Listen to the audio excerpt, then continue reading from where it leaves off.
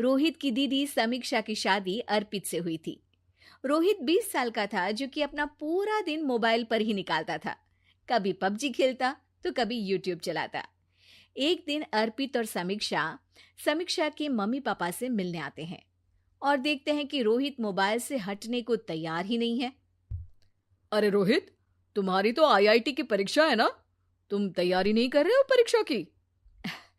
वो सब तो मोबाइल पर ही हो जाएगा। ये देखिए, ये है गूगल। इससे जो भी पूछो वो सब बता देता है। तो आखिर कागज क्यों बर्बाद करूं?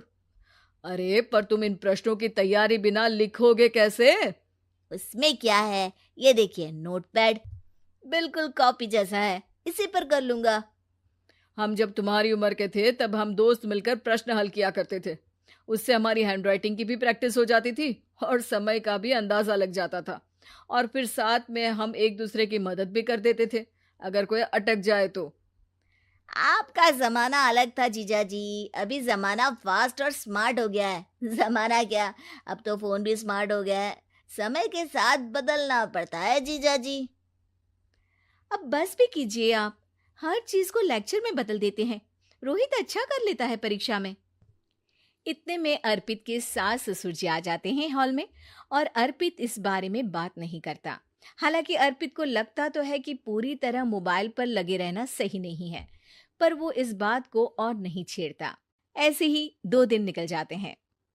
समीक्षा, मुझे काम से फोन आया था, मुझे वापस काम पर लौटना पड़ेगा। पर हमें आए हुए तो 2 ही दिन हुए हैं। अभी चले गए तो माँ और पापा को अच्छा नहीं लगेगा ना। अच्छा ठीक है, तुम रुक जाओ, मैं काम खत्म करके फिर लौट आऊंगा।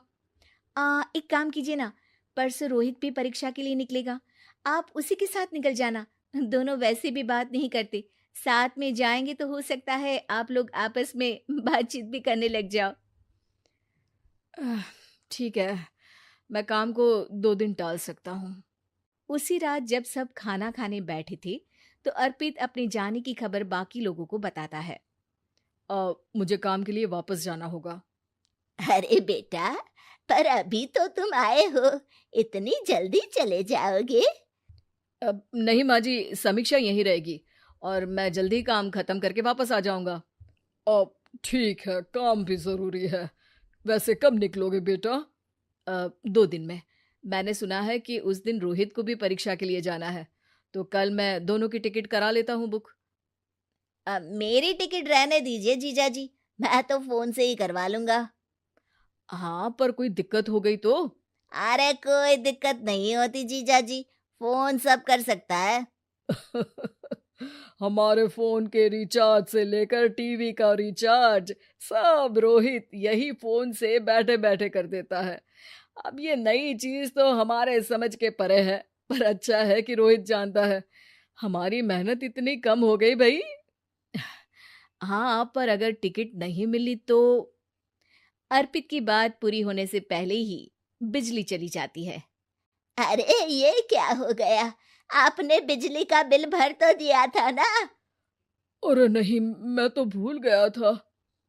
अरे टेंशन मत लो माँ। देखा जीजा जी, आप बिजली का बिल भी भर सकते हो, समय बदल गया है। एक बार फिर अर्पित इस बात पर बहस नहीं करता। अगले दिन जाकर अपनी टिकट करवाता है और पैकिंग कर रहा होता है, जब शाम को अचानक से रोहित के चिल्लाने की आवाज आती है।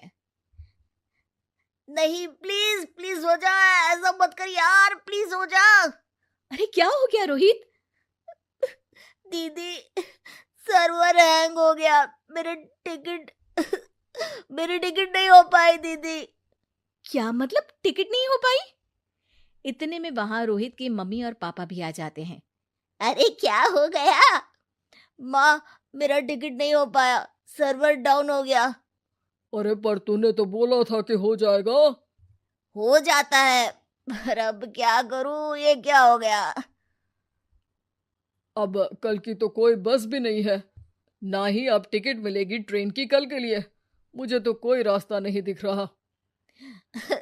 अब फिर लगता है मेरा ये साल बर्बाद हो जाएगा। घर पर एकदम से दुख का माहौल छा जाता है और सब रोहित को डांटते हैं, पर इतने में अर्पित वहां आ जाता है। आप सब रोहित को क्यों डांट रहे हैं? आपने ही तो उसे बढ़ावा दिया था ना। लेकिन इसकी लापरवाही के कारण इसकी परीक्षा छूट जाएगी। इसने तो हमसे कहा था कि टिकट हो जाएंगे। हे भगवान, अब क्या होगा?